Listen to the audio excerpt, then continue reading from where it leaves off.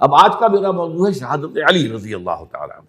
اصل میں حضرت علی رضی اللہ تعالیٰ عنہ کی شہادت بھی اسی الفتنۃ الکبریٰ کا تسلسل ہے۔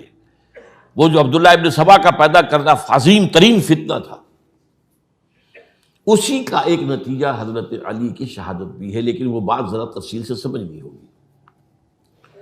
اور اس کے لیے میں ممنون احسان ہوں، حال ہی میں ایک کتاب چھپی ہے، ڈاکٹر سید رضوان علی ندوی، وہ محقق ہیں تاریخ کے، انہوں نے بڑی تاریخی تحقیق کے بعد جو باتیں بیان کی ہیں وہ میں آپ کے سامنے رکھ رہا ہوں۔ عرب میں جنوب مغرب کی کونے میں، جہاں یہ یمن بھی آباد ہے، اس کے اوپر نجران ہے، اسی علاقے میں یمامہ کا علاقہ کہلاتا ہے۔ یہاں ایک قبیلہ آباد تھا، بنو تمیم۔ یہ جو لوگ تھے بڑے کرخت مزاج، جنگجو، اکھڑ، ضدی، اور جس بات کو ایک دفعہ مان لے اس پر اڑ جانے والے اور مر مٹنے والے۔ یہیں سے فتنہ پہلا اٹھا تھا، سب سے بڑا جو نئے جھوٹے نبی کھڑے ہوئے تھے ان میں سب سے بڑا تو مسیلمہ کذاب تھا، یہی تو علاقہ تھا۔ اور اس کے خلاف اس فتنے کی سرکوبی میں کتنے صحابہ، 1200 صحابہ ایک جنگ کے اندر شہید ہوئے، جن میں 500 جو ہیں وہ حفاظ تھے رضی اللہ تعالیٰ عنہ۔ تو یہ لوگ جو یہ تھے بڑے زوردار تھے۔ اس قبیلے کے بارے میں حضرت عمر رضی اللہ تعالیٰ عنہ نے ایک بڑی عجیب حکمت عملی اختیار کی۔ ان کو وہاں سے اکھاڑ کر اور ایران کی سرحدوں پر آباد کر دیا، اب جہاں پر جہاد ہو رہا تھا، تاکہ ان کے اندر جو یہ جنگجوئی ہے یہ اب اس مقصد کے لیے استعمال ہو، اب وہ دارالاسلام کی توسیع کے مقصد کے لیے استعمال ہو، اور وہ ہوئی۔ حضرت عمر نے 2 چھاونیاں بنائی تھی رضی اللہ تعالیٰ، کوفہ اور بصرہ، کیونکہ ظاہر بات ہے کہ اب جو اسلام کا دائرہ پھیل رہا تھا اور اسلامی حکومت پھیل رہی تھی، اور زیادہ تر جو ہے مشرق کی طرف پھیل رہی تھی، ایران اور خراسان وغیرہ کی طرف، تو اب مدینے سے اس کا کنٹرول اتنا آسان نہیں تھا، فاصلہ تھا، تو چھاونیاں بنائیں تاکہ یہ اس سرحد کے اوپر یہ موجودہ مرکز رہے، یہاں فوجیں موجود رہیں، کہیں کوئی بغاوت ہو تو اس کو کچلنے کے لیے وہ قوت فوری طور پر دستیاب ہو سکے۔ یہ لوگ ہیں کہ جو عبداللہ ابن سبا کی فتنے سے سب سے زیادہ متاثر ہوئے۔ ان کی مزاج میں وہ کجی تو تھی نا۔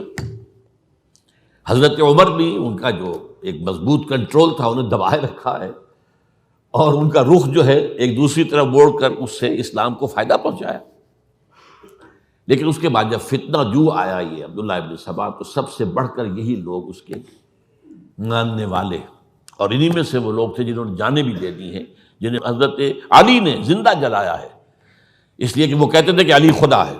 اے علی تم خدا ہو، تم ہمیں آگ میں جلا رہے ہو، یہ تو تم ہمارا امتحان لے رہے ہو۔ وَلَنَبْلُوَنَّكُمْ بِشَيْءٍ مِّنَ الْخَوْفِ وَالْجُوعِ وَنَقْصٍ مِّنَ الْأَمْوَالِ وَالْأَنفُسِ وَالثَّمَرَاتِ۔ اب وہ اس آیت کو اپنے اوپر منطبق کر رہے ہیں۔ تو یہ جو کرخت لوگ تھے، انہوں نے در حقیقت جو ہے عبداللہ ابن سبا کے کردار میں سب سے بڑا رول پلے کیا، اور انہی کے ہاتھوں حضرت عثمان شہید ہوئے رضی اللہ تعالیٰ۔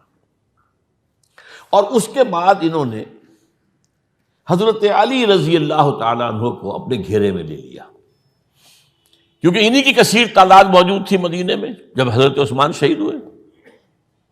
اس کے بعد اب ظاہر بات ہے کہ کوئی نہ کوئی تو خلیفہ ہونا چاہیے تھا۔ حضرت طلحہ سے کہا گیا، انہوں نے معذرت کر لی، حضرت زبیر سے کہا گیا، انہوں نے معذرت کر لی۔ اب ظاہر بات ہے کہ حضرت علی آخر امت کو چھوڑا تو نہیں جا سکتا تھا بغیر امام کے، انہوں نے قبول کر لی، اگرچہ حضرت حسن روکتے رہے کہ ابا جان یہ ان لوگوں کی بیعت جو ہے آپ قبول نہ کیجیے۔ حضرت حسن تو ان میں سے ہے جو حضرت عثمان کے دروازے پر کھڑے تھے پہرے دار کی حیثیت سے، حسن اور حسین رضی اللہ تعالیٰ عنہ، انہیں تو معلوم تھا فتنہ جو کون لوگ ہیں۔ اس کے بعد حضرت علی رضی اللہ تعالیٰ عنہ نے اسی حکمت سے، جس حکمت کے تحت حضرت عمر نے یہ چھاونیاں آباد کی تھیں، دارالخلافہ بھی مدینے سے کوفہ منتقل کر دیا تاکہ پورے عالم اسلام کو کنٹرول کیا جا سکے اس مرکز کے ساتھ۔ اس کا نتیجہ یہ نکلا کہ اب گویا کہ حضرت علی کے گرد ان لوگوں کا گھیراؤ مکمل. کوفے میں یہی تو آباد تھے، کوفی یہی تو تھے. حضرت عمر نے انہیں لا کے یہاں آباد کیا تھا. جب حضرت علی نے کوفے کو اپنا دارالخلافہ قرار دیا تو گویا کہ ان کا پھر عمل دخل بہت بڑھ گیا. ایک طریقے سے یوں کہا جا سکتا ہے کہ انہوں نے اب حضرت علی رضی اللہ تعالیٰ عنہ کو اپنے محاصرے میں لے لیا. چنانچہ جنگ جمل کے موقع پر یہ ہوا ہے کہ صلح ہو گئی تھی. حضرت عائشہ رضی اللہ تعالیٰ عنہ کے جو نمائندے تھے اور ادھر سے حضرت علی، صلح ہو گئی تھی. طے ہو گیا تھا کہ ہاں قاتلین عثمان کو جو ہے اس کو سزا دی جائے گی، قصاص لیا جائے گا حضرت عثمان کی قتل کا. لیکن ان لوگوں نے 10,000 آدمی کھڑے ہو گئے کوفے کے اندر، ہم سب قاتل ہیں عثمان کے، لو قصاص ہم سے اگر لے سکتے ہو. جس کے نتیجے میں اور انہوں نے جنگ شروع کر دی. اور جب جنگ شروع ہو جائے تو پھر اس کے بعد تو کوئی نہیں دیکھ سکتا کیوں شروع ہوئی، کیسے شروع ہوئی، کس نے شروع کی. اب تو یا مارو یا مرو، دو ہی باتیں ہوتی. 10,000 مسلمان ایک رات میں شہید ہوئے جنگ جمل میں. اب اس کے بعد حضرت علی رضی اللہ تعالیٰ عنہ کی خلافت جو ہے حضرت امیر معاویہ نے ماننے سے انکار کر دیا. جب تک قاتلین عثمان کو سزا نہیں دیتے ہم بیعت نہیں کریں گے. یہ نہیں کہ دعویٰ کیا ہو کہ میں خلافت کا حقدار ہوں، یہ نہیں، لیکن یہ کہ آپ کو ان کو سزا دینی چاہیے.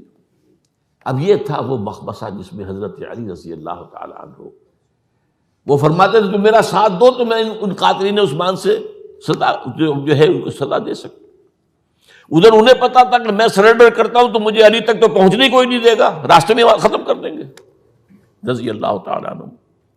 تو یہ پیچ تھا ایک جو ایسا پڑا ہے.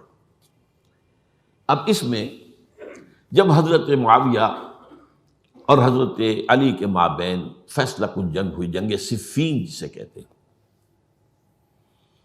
جس میں 70,000 مسلمان ایک دوسرے کی تلواروں، تیروں، نیزوں سے قتل ہوئے. اس موقع پر حضرت معاویہ کی طرف سے ایک آفر آئی.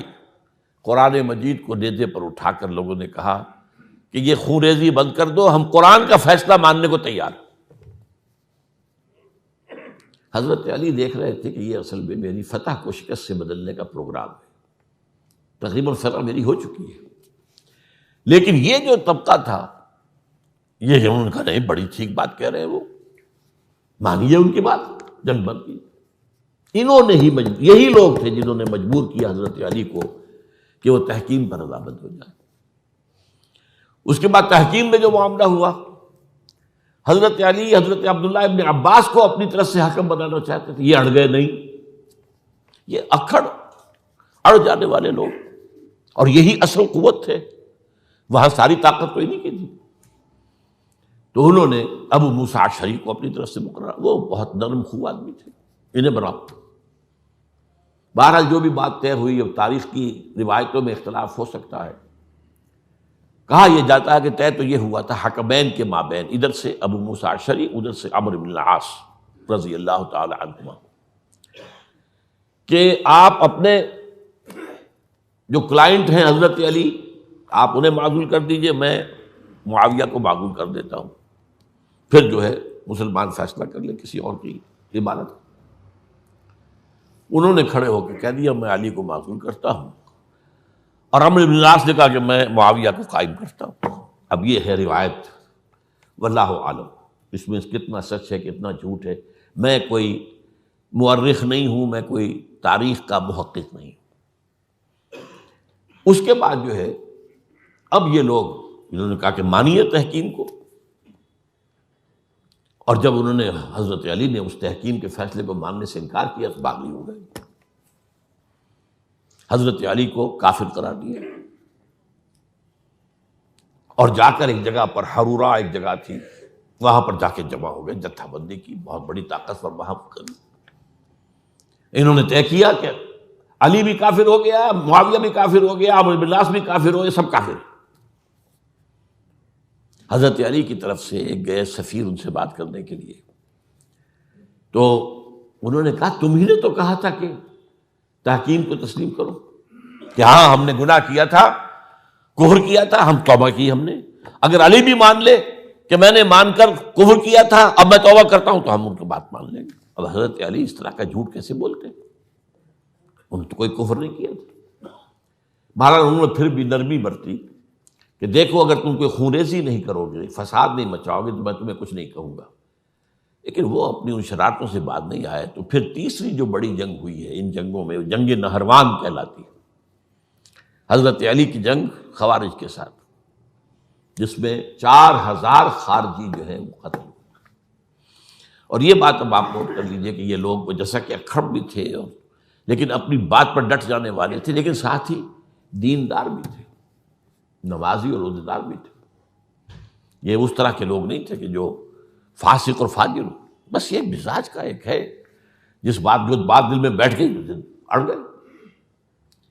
تو یہ اصل میں انہوں نے پھر فیصلہ کیا کہ اور تو ہمارے بس میں اب کچھ نہیں ہے، ان تینوں کو قتل کر دیا جائے، علی کو بھی اور معاویہ کو بھی اور عمرو بن العاص کو بھی. تو ایک جگہ ان کی سازش ہوئی، 3 آدمی معین ہو گئے، ایک ہی وقت کا طے فیصلہ ہو گیا، فلاں تاریخ کو فجر کے وقت تم جاؤ، وہ تم کوفے کی جامع مسجد میں جب علی نماز جماعت کرا رہے ہو خنجر مارو انہیں. اور یہ اس کا نام ابن ملجم تھا، خارجی، یہ وہی لوگ بنو تمیم کے لوگ. دوسرا جو تھا وہ دمشق میں حضرت معاویہ کو قتل کرنے شہید کرنے کے لیے پہنچ گیا. تیسرا مصر پہنچ گیا حضرت عمرو بن العاص کو. اب یہ بات اللہ کی طرف سے ہے، یہ تو اس کی مشیت ہے، اس کا فیصلہ ہے. حضرت علی پر وار کارگر ہوا، آپ شہید ہو گئے. حضرت معاویہ پر وہ وار ذرا اوچھا پڑا، زخمی تو ہوئے لیکن آپ کی جان بچ گئی. عمرو بن العاص اس روز مسجد میں کسی معذوری کی وجہ سے، عذر کی وجہ سے فجر میں آئی نہیں سکی، لہذا حضرت علی کی شہادت ہو گئی. اب یہ ہے اصل پس منظر، کن لوگوں نے کیا شہید، اصل میں وہ سمجھ لینے کی بات ہے. یہ خوارج نے شہید کیا، لیکن خوارج کا فتنہ سبائی فتنے ہی کا آف شوٹ ہے، اسی کے ذیل میں ہے، اسی کی ایک شاخ ہے، اسی کا ایک نتیجہ ہے.